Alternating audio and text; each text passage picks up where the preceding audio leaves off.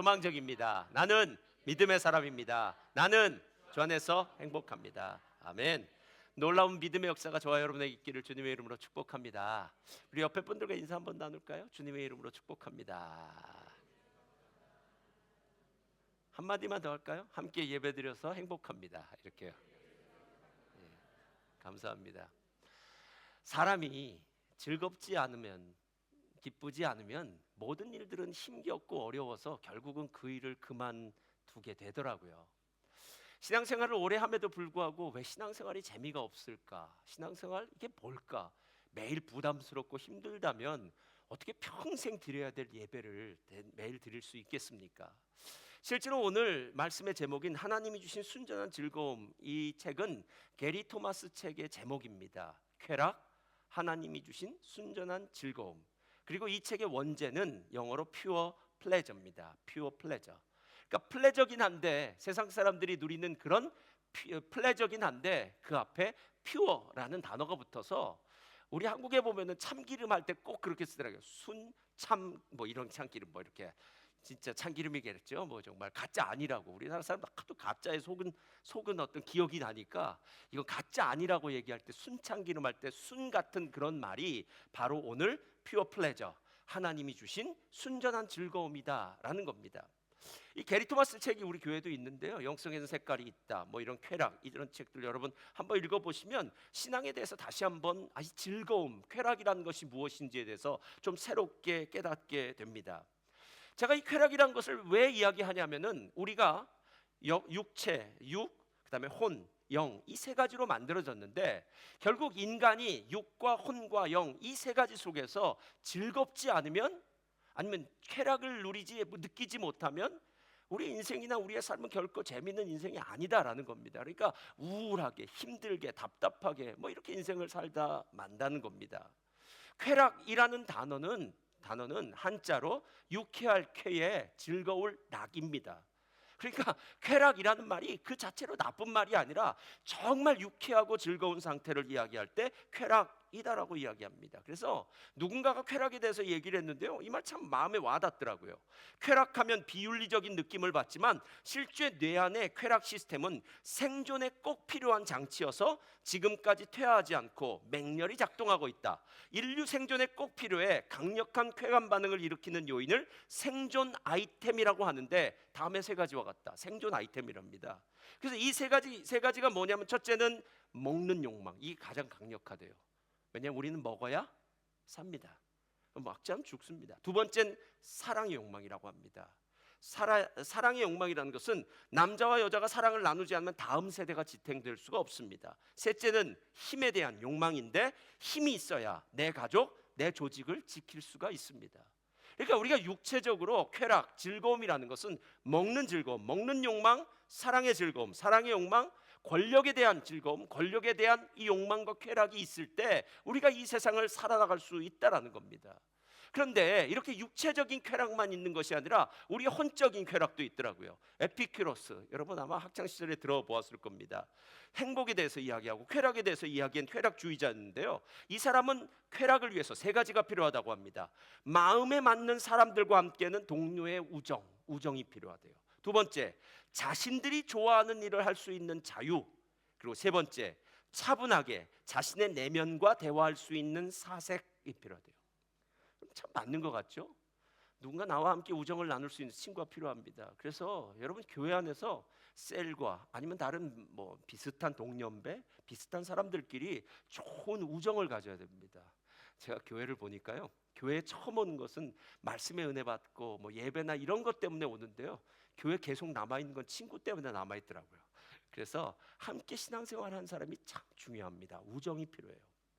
근데 우정만 필요한 게 아니라 내가 하고 싶은 일을 할 자유가 필요해요. 그렇지 않습니까? 그래서 하고 싶은 자유, 그리고 잠시 멈추어 서서 내 인생의 방향을 다시 한번 정하고 정리하는 사색이 필요하다. 이게 바로 혼적인 쾌락, 혼적인 즐거움의 모습이라는 거예요. 여러분 실제로 육적인 쾌락, 혼적인 쾌락, 이것이 이 세상에 살고 있는 사람들의 삶을 지탱하고 이끌어가는, 아까 이야기했던 생존 아이템이라고 얘기했는데요, 세상 사람들을 이끌어가는 그런 모습들입니다. 그런데 그리스도인들에게는, 신앙인에게는 한 가지가 더 필요합니다. 저를 따라하시기 바랍니다. 우리에게는 영적인 쾌락이 필요합니다. 맞나요? 틀리나요? 여러분, 세상적인 쾌락으로는 우리의 깊은 내면을, 우리의 진짜 자아를 만질 수 없는 부분이 있어요. 이 부분은 오직 영적인 쾌락이 필요한데, 시편 1편은 바로 그 부분에 대해서 이야기하고 있습니다. 1편 2절 한번 다 같이 읽겠습니다. 시작. 오직 여호와의 율법을 즐거워하여 그의 율법을 주야로 묵상하는도다. 여호와의 율법을 즐거워하여, 이 율법이란 말이 여러분 들어보셨을 거예요. 토라라는 말이에요. 모세 오경을 이야기할 때 토라라고 얘기하기도 하고, 다른 말로 번역될 때는 여호와의 가르침을 즐거워하여 그의 율법을 주야로 묵상한다라고 이야기합니다. 그러니까 하나님의 말씀의 가르침을 받고 말씀을 배울 때 느끼는 그 즐거움, 그 쾌락은 그리스도인들만이 누리는 쾌락이요, 영적으로 누릴 수 있는 쾌락이다라는 거예요. 그래서 유진 피터슨 메시지 성경을 보면요, 이 부분을 이렇게 해석하더라고요. 오직 하나님의 말씀에 사로잡혀 밤낮 성경 말씀을 곱씹는 그대, 이렇게 얘기해요. 그러니까 하나님의 말씀에 사로잡혔다는 건 이게 너무 행복해서 나 다른 거 싫어, 이게 너무 좋아 라고 이야기하는 부분이란 거예요. 제가 아직도 기억합니다. 2005년도에 내가 미국에서 오카는 목사님 모시고 마지막으로 칼 세미나, 제자훈련 세미나를 할 때 미국 남가주 사랑의교회에 참석했어요. 2주 동안 그 교회에 참석해서 세미나도 듣고 또 임상 실험도 한다고 해서 각 셀마다, 거기 순이라고 하는데요, 작은 소 그룹마다 이제 가서 이제 듣기도 하고 참관하는 거죠. 참관하기도 하고 저보고 또 직접 가르치기도 하고, 그러면 또 거기 있는 사람들이 점수를 매기기도 하고 뭐 이렇게 하는 그런 실제로 제자훈련 실험을 하는 곳이에요. 가서 2주 동안 그 제자훈련 또 열심히 하고, 또 제자훈련에 또 제가 관심이 많았으니까 얼마나 큰 은혜를 받았는지 모릅니다. 그리고 난 다음에 제가 교회로 돌아와서 제자훈련을 시작했어요. 한 7년 8년 정말 미친 듯이 한 것 같아요. 매주 월요일 저녁마다 한 20명씩 모아서 어떤 때는 10명, 어떤 때는 20명, 어떤 때는 청년, 어떤 때는 나이 드신 분들 상관없이 제자훈련을 한 8년 했던 적이 있어요. 그렇게 제자훈련을 하고 어느 월요일이었어요. 제가 집에 왔는데 제 친구한테 이렇게 얘기했어요. 자기, 난 지금 너무 행복해서 지금 여기서 죽어도 좋겠다, 이렇게 얘기했어요. 할렐루야. 진짜로 그 마음이 들더라고요. 그러니까 너무 행복해서 더 살아도 지금 내가 지금 느끼는 이 느낌, 이 즐거움, 이 쾌락을 더 넘어설 수 있는 쾌락은 없을 것 같아.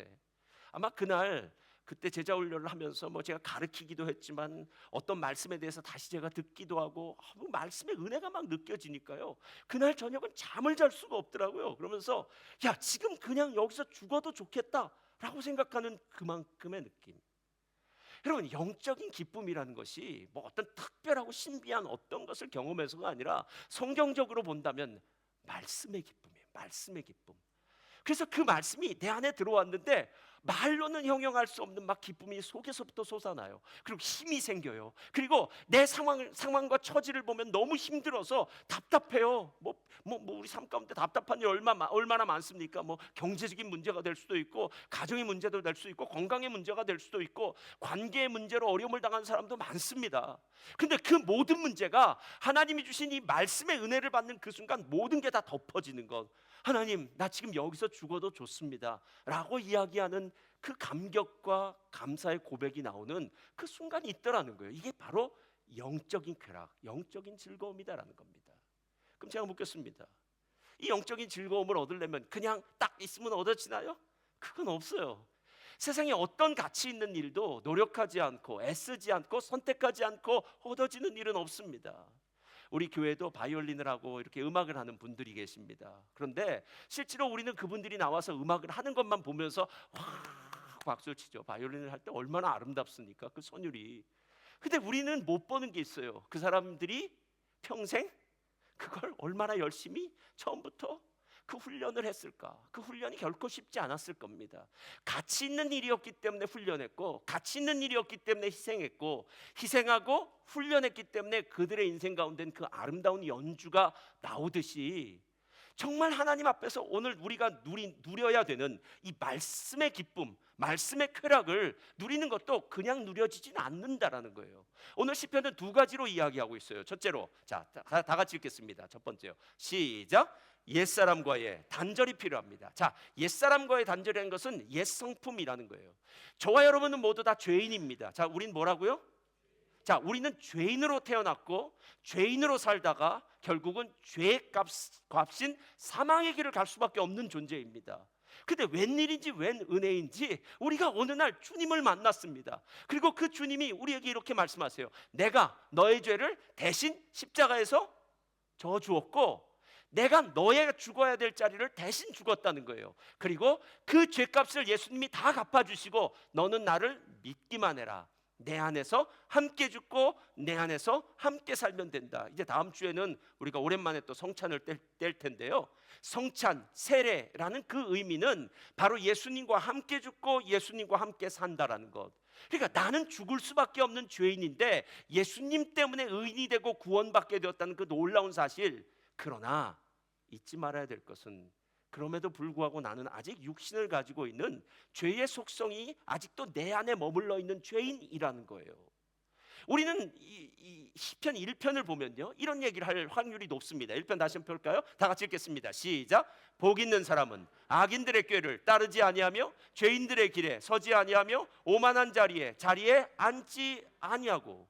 자, 악인, 죄인 그리고 오만한 자, 이건 다 바깥에 있는 사람들을 의미하는 것 같아요. 그래서 꼭 이렇게 얘기해요. 나는 진짜 하나님 뜻대로 살고 싶었는데 잘못된 사람이 내 옆에 있어서 뭐 죄인이든 악인이든 나쁜 깡패 같은 사람이 내 옆에 있어서 그 사람 때문에 내 인생이 망했어. 뭐 이렇게 얘기한다는 거예요. 저는 부모님들의 마음을 100번 이해합니다. 부모님들은 언제나 이렇게 얘기합니다. 우리 아이는 문제가 없는데 우리 아이가 만난 죄 때문에 문제가 있다는 거예요. 근데 그 죄의 엄마한테 물어보면 똑같이 얘기해요. 우리 아이는 문제 없는데 우리 아이가 만난 죄 때문에 문제가 있대요. 그러니까 부모는 자녀에 대한 무한 사랑, 무한 신뢰겠죠. 근데 여러분, 철옥은 동색이고 유유상종 아닙니까?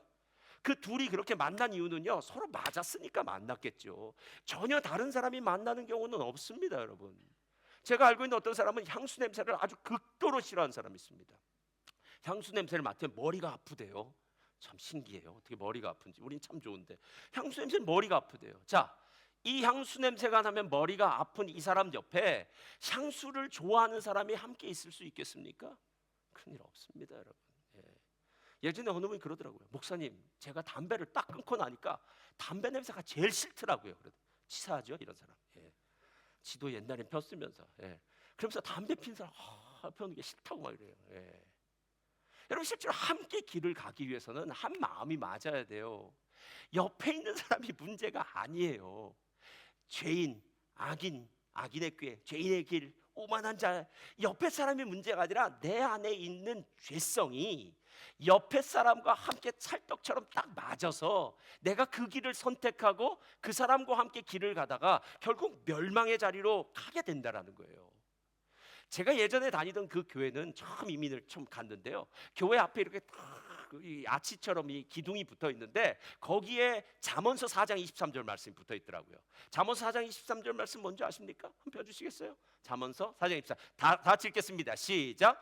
모든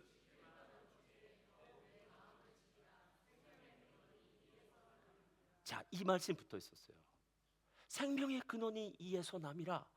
이 얘기를 딱 듣는 순간 매일마다 뭘 체크했냐면, 그래, 마음에서 생명이 나는데 마음 전쟁이구나. 내 이 마음을 누가 차지하느냐가 오늘 관건이야. 내 옛사람이죠.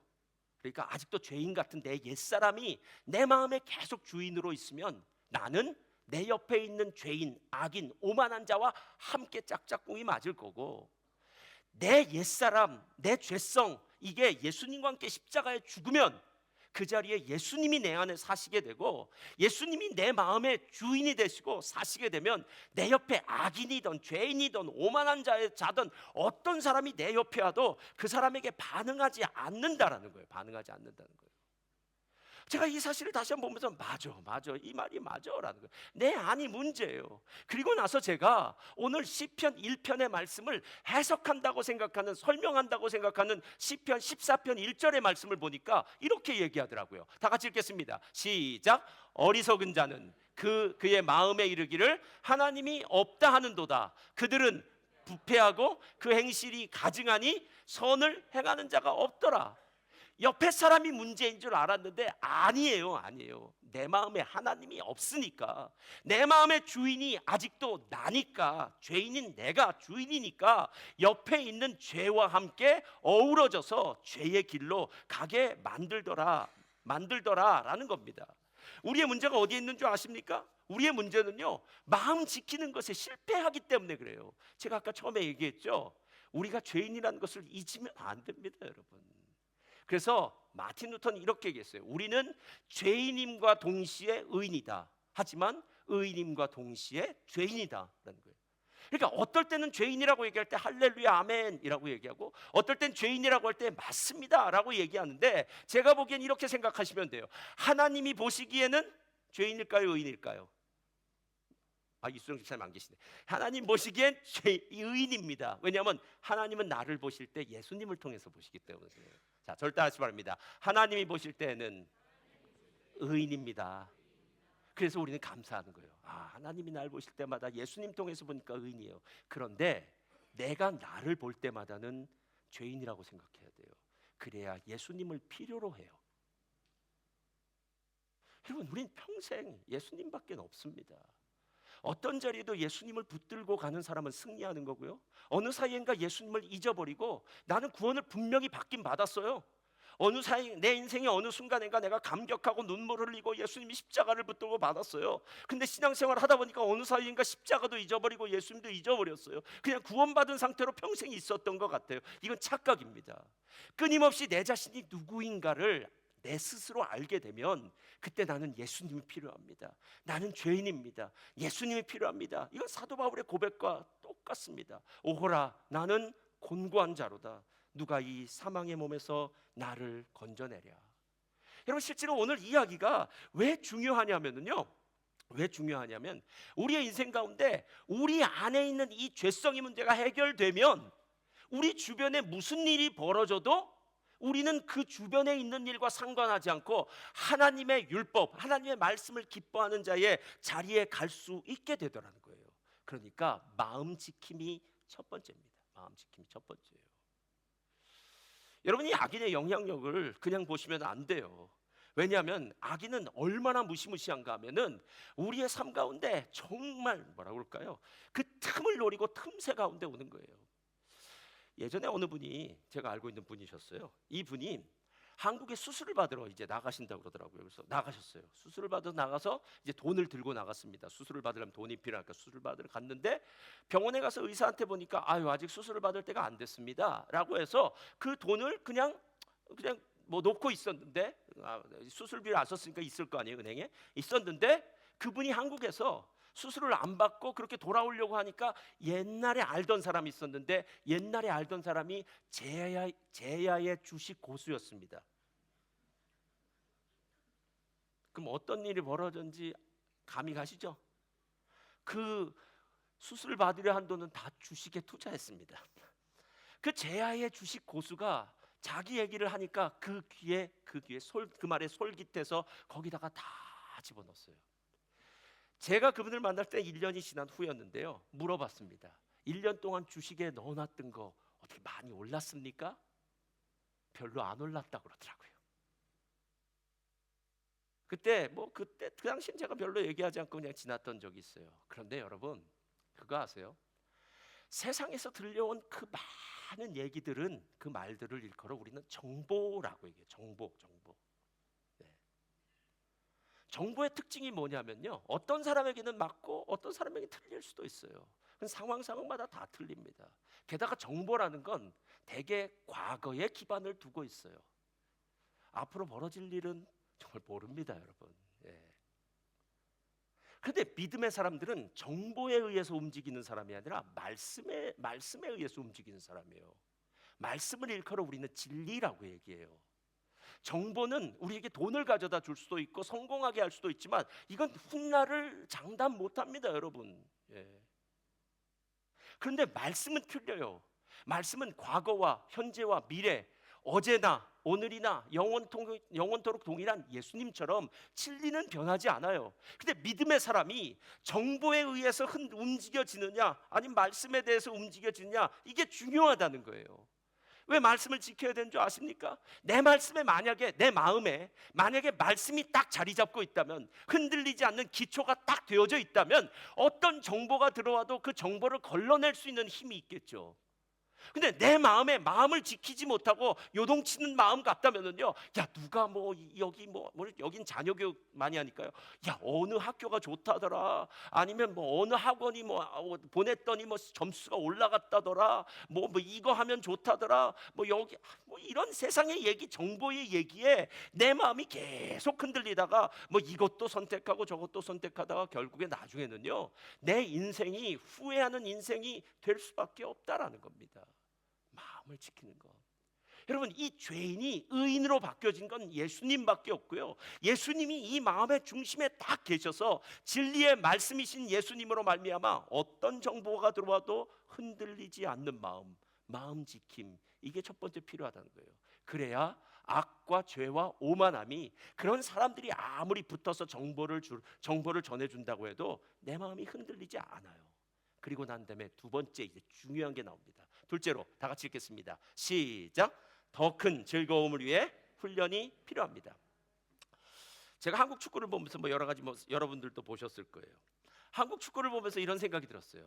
야, 한국 축구는 2002년도에 그렇게 월드컵 4강을 하면서 정점을 치더니 지금은 도대체 왜 이렇게 성장하지 못할까 했더니, 뭐 한국교회 한국에 있는 축구에 뭐 여러 가지 문제점들, 뭐 여러분도 아시는 것들이 있을 겁니다. 그러다가 어느 날 손흥민 아버지가 손흥민에 대해서 얘기할 때, 그럴 수 있겠다 하는 생각이 들었어요. 손흥민 아버지가 여러 가지 이야기를 했는데 손정우 씨가 두 가지를 얘기하는 게 마음에 와닿더래요. 첫 번째 뭐냐면, 손흥민 선수가 그렇게 정말 힘들고 어렵게 수고하고 훈련하고 뭐 그렇게 축구에서 번 돈을 아버지는 내가 건드리지 않겠다, 이렇게 얘기하더라고요. 그건 우리 흥민이가 열심히 수고해서 번 돈이다, 이렇게 얘기하더라고요. 두 번째는, 우리 흥민이가 축구 선수의 인생의 마지막에는 어디서 돈을 많이 주거나 뭐 이런 거 말고 정말 축구를 즐길 수 있는 곳에 가서 선수 생활을 하면서 축구 선수를 마쳤으면 좋겠다, 그렇게 얘기하더라고요. 제가 그때 무슨 생각이 들었냐면요, 축구도 잘해야 즐기죠. 못하면 쫓겨납니다. 방출되지. 뭐 즐기면서 어디서 이런 건 없습니다, 여러분. 그리고 나서 생각해 보니까 진짜 무엇인가를 즐기기 위해서는요, 그 분야에서는 전문가가 돼야 되고, 그 분야에서는 뭔가 깊은 지식, 훈련이 되어져야만 되더라는 거예요. 예. 여러분, 아까 이야기했던 뭐 바이올린이라든가 피아노라든가 음악도 마찬가지고요, 운동도 마찬가지입니다. 제가 예전에 테니스를 배웠는데요, 테니스가 저는 눈으로 보기엔 정말 쉽다고 생각했습니다. 테니스 채를 잡고 공이 오면 때리면 앞으로 나가야 되는데 어찌된 일인지 제가 치는 공은 옆으로 갑니다. 신기하죠? 예. 그래서 그 사람이 분명히 얘기해요. 그렇게 하면 안 된다는 거예요. 팔을 뒤로 빼고 먼저 가 있어서 그 다음에 맞추라는 거예요. 근데 그게 한두 번은 되는데 계속 랠리를 하는 건 안 되더라고요. 안 되더라고요. 야, 테니스 쉬운 게 아니구나. 테니스 쉬운 게 아니구나. 공을 맞춰서 앞으로 보내는 것도 힘들더라고요. 정말 공이 이쪽으로 가고 저쪽으로 가는데 무슨 테니스를 즐깁니까? 공 주스러 다니다가 정신 없어가지고 이럴 거면 안 해, 그러고 끝나버리죠. 예. 여러분, 진짜 즐기기 위해서 필요한 게 무엇인 줄 아십니까? 훈련이에요. 훈련이요. 그런데 많은 사람들이 다른 훈련은 하는데 이 여호와의 율법을 즐거워하여 좋아하로 묵상하는 말씀의 훈련에 대해서는 잘 안 하는 거예요. 그러니까 이렇게 얘기하는 거예요. 목사님, 전 예수님 믿고 구원받았습니다. 아멘, 끝. 저한테 더 요구하지 마십시오. 더 예수님 믿습니다. 주일날 교회 나오니까 더 이상 저에게 뭐 다른 것도 뭐 부탁하지 말라는 거예요. 여러분, 그 사람이 말하는 그 부분이 얼마나 한심하고 어리석은 건지 아세요? 그렇게 아무것도 안 하고 주일날만 나오고, 아니면 잠시 뭐 교회에 나는 예수님 믿었으니까 구원받았어, 이런 신앙생활 한번 해보세요. 여러분, 신앙이 재밌나요? 하나도 재미없어요, 여러분. 예. 교회 생활도요, 뭔가 신이 나야 될 거 아닙니까? 무슨 신이 납니까? 어느 분은 그러더라고요. 자기는 교회 밥 먹으러 온다고. 그래서 매일 메뉴가 달라. 우리 교회 밥은 너무 맛있어요. 할렐루야. 근데 이분이 진짜 그래요. 이분이 이제 한국에 출장을 가고 이러면은요, 저한테 그러게요. 목사님, 저는 출장에 가면 꼭 교회를 간대요. 그래서 왜 가냐 그랬더니 말씀 들어갑니까? 아니에요. 그 교회 점심 먹으러 간대요. 그래서 야, 이런 사람도 있구나 이런 생각이 들었어요. 그러니까 이렇게 뭐 교회 점심에 아주 뭐 진심인 사람은 뭐 그럴 수도 있겠죠. 그러나 그 교회밥이란 게 어떻게 세상 밥처럼 맛있을 수 있겠습니까? 음식점의 맛이 훨씬 맛있겠죠. 그런데 세상에서 줄 수 없는 맛이 있는데 그것이 뭐냐면 하나님의 말씀의 맛이에요. 예. 여기엔 4단계가 있어요. 4단계가요. 제가 이제부터 여러분에게 얘기할 테니까 이 4단계를 잘 이제 기억하시 바랍니다. 누군가 저에게 시티에 가서 어느 식당에 가면 짜장면이 맛있다라는 얘기를 했어요. 그래서 그 사람이 짜장면이 그 식당에 맛있다라는 얘기를 듣는 무슨 단계요? 무슨 단계요? 들음의 단계가 있어요. 우리는 모든 게 다 똑같아요. 들음의 단계. 야, 테니스를 치면은 건강에 좋다더라. 그래서 테니스를 친다는 들음의 단계예요. 아니 뭘 하면 좋다더라. 매일 성경을 하면 믿음에 좋다더라. 신앙이 성장한다. 들음의 단계예요. 예. 들음의 단계는 뭐냐면요. 그것에 대해서 이제 듣고 관심을 갖기 시작하는 거예요. 그럼 두 번째 단계가 와요. 두 번째 단계 뭔지 아십니까? 다 같이 읽겠습니다. 시작. 맛봄의 단계. 자, 제가 시내 어디서 짜장면이 맛있다는데 가만히 있을까요? 아니면 제가 꼭 가서 한번 먹어볼까요? 당연히 먹어보죠. 맛있대는데 가서 먹어봐요. 그러면 맛을 보면 오, 역시 대박 하고 맛있어요. 이게 맛봄의 단계예요. 자, 맛봄의 단계가 지나면 세 번째 단계가 와요. 세 번째 단계가 무슨 단계? 시작. 이제 즐겨요. 이게 무슨 말이냐면 한번 맛봤기 때문에 그 맛을 알아요. 그럼 이제 친구를 데리고 가서 내가 이제 그 친구한테 광고를 하기 시작합니다. 야, 너 이거 얼마나 맛있는지 알아? 내가 한국에 가서 여러 짜장면집을 갔었는데 이 짜장면 그 맛있는 건 없어. 막 이렇게 얘기해요. 근데 세 번째 즐김의 단계보다 한 단계가 높은 게 있어요. 다 같이 읽겠습니다. 시작. 갈망의 단계예요. 일부러 그 음식점을 찾아가고 그 음식점을 오랫동안 안 찾아가면 또 찾아가야 되겠다는 강력한 열망이 내 안에서 솟구치기 시작하는 거예요. 여러분 인생을 어떻게 사십니까? 사는 거 정말 힘듭니다. 게다가 지금 현대를 사는 저와 여러분의 삶은요 진짜 힘듭니다. 요즘 AI 시대, 우리 도서관에도 챗 GPT 뭐 이런 거 갖다 놓고 하는데요. AI 시대는 도대체 앞으로 어떻게 달라질지 모릅니다. 예전에 저희 어렸을 때 핸드폰 이렇게 뭐 만화 영화 같은 거 보면은 화상 채팅하는 핸드폰 같은 거 이렇게 있었어요. 그때 뭐라고 얘기했냐면 야, 에이 거짓말 어떻게 사람들이 각자 핸드폰을 들고 다녀. 그래. 화상 채팅 말도 안 되는 얘기죠. 근데 지금 화상 채팅을 하고 있어요. 그것도 공짜로. 예. 여러분 세상이 어떻게 변했는지 몰라요. 요즘은 누르기만 하면 AI가 다 번역시켜 줍니다. 통화도 AI가 내가 한국말로 하면 영어로 번역해 주고 밑에 영어가 같이 나오더라고요.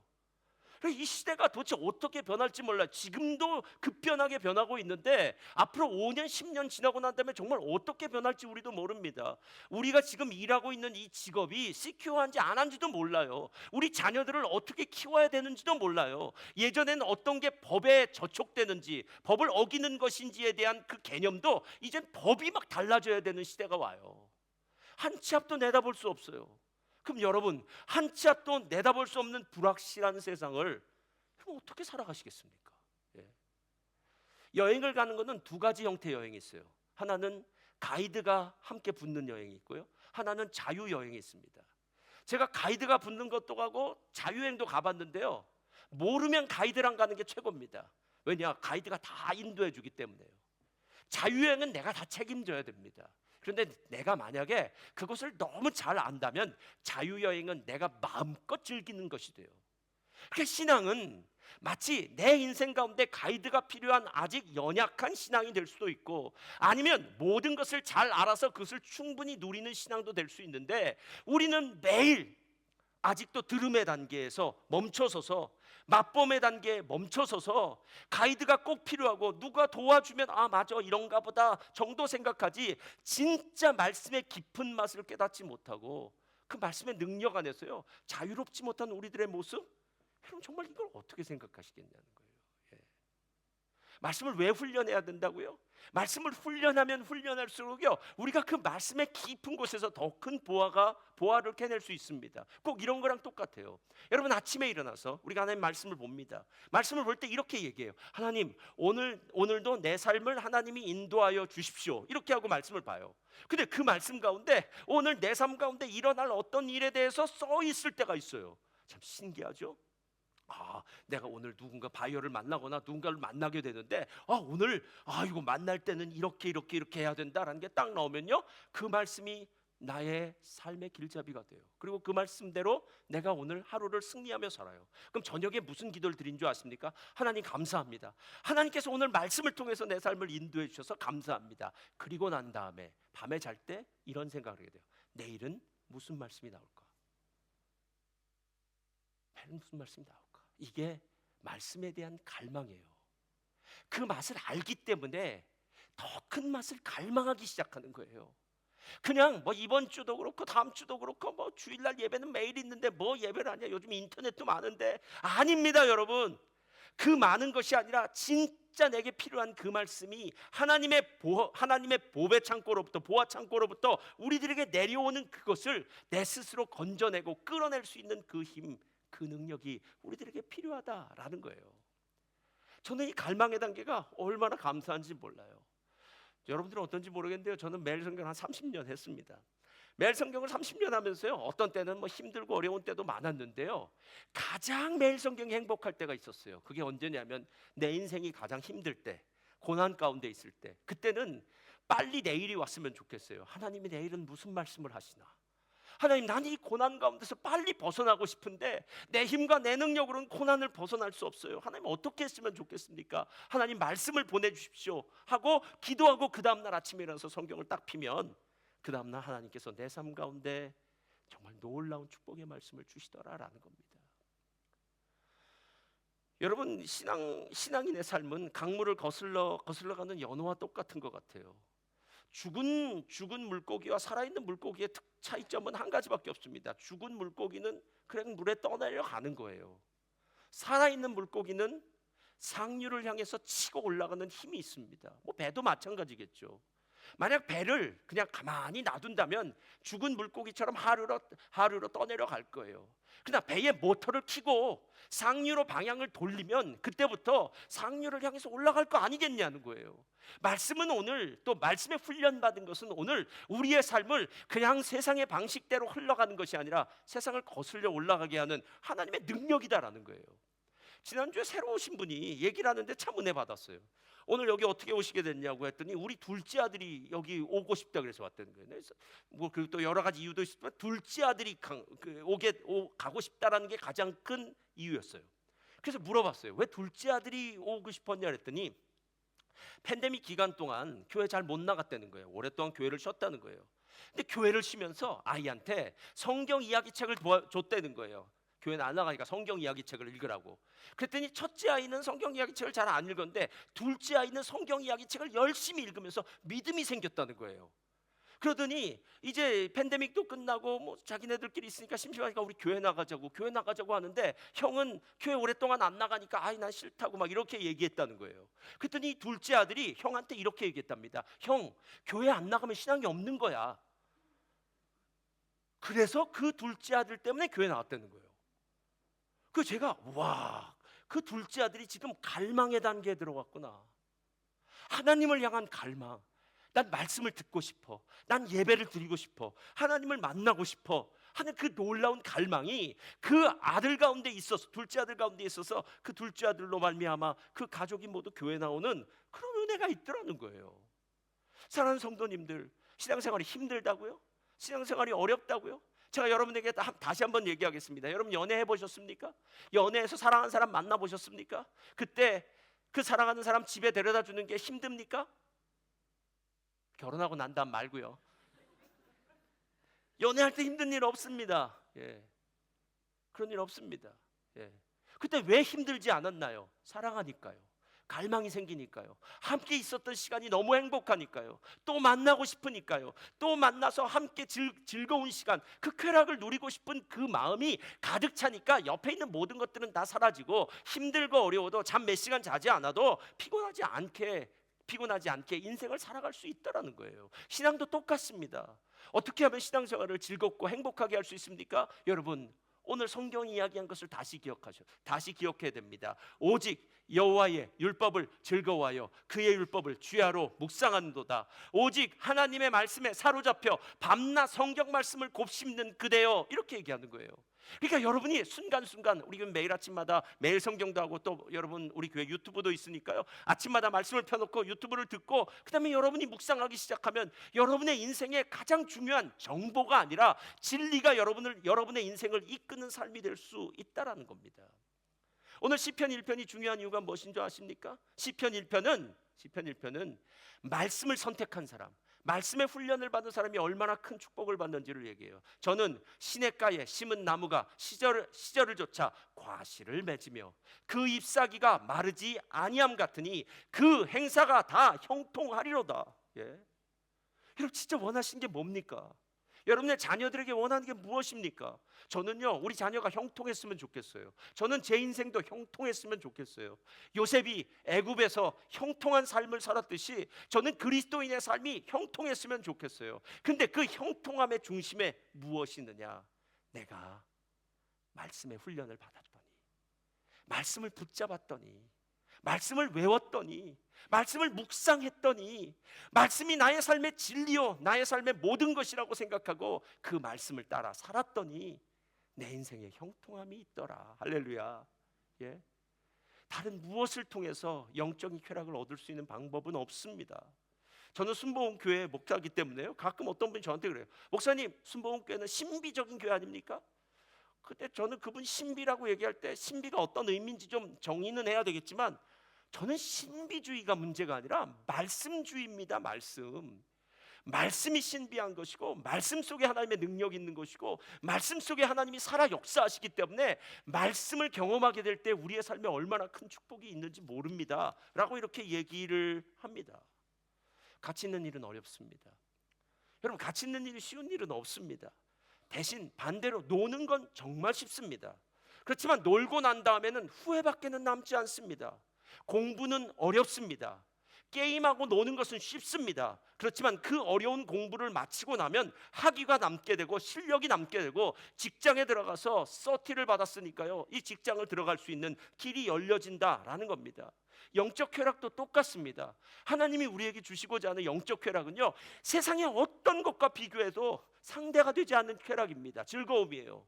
근데 이 즐거움은 말씀 속에서 일어난다. 말씀을 묵상해야 된다. 말씀 따라 산다. 그래서 누군가가 나에게 집사님의 18번 말씀 뭡니까? 라고 물어보면 저는 평생에 이 말씀 붙들고 삽니다. 제 18번 말씀은요, 시편 1편입니다. 시편 23편입니다. 빌립보서입니다. 디모데전서입니다. 여러분, 이 이야기가 왜 필요하냐면 그 말씀이 나의 인생을 진리 가운데로 이끌어서 가장 최고의 축복, 그리고 영적인 쾌락을 가져다 주기 때문입니다. 자연히 앞으로 나와주시고요. 사랑하는 성도님들, 정말 말씀 가운데서 우리가 더 큰 즐거움과 기쁨을 누리시기를 주님의 이름으로 축원드립니다.